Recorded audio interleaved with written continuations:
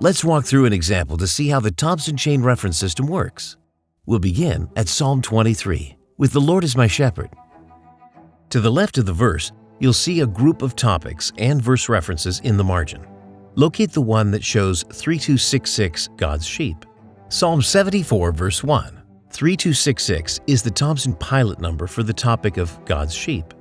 If you turn to the numerical index in the back of the Bible and look up 3266, you will see all the verses related to the topic of God's sheep.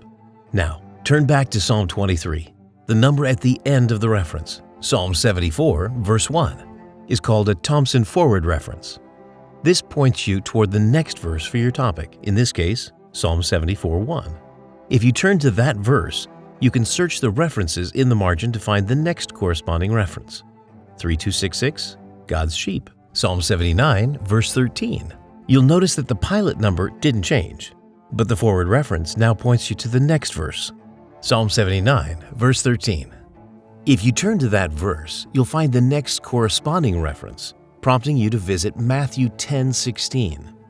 If you follow the entire chain for 3266, God's sheep, you will end at John 10:3. This time, there's no forward reference, as you've come to the end of the chain of references for this topic.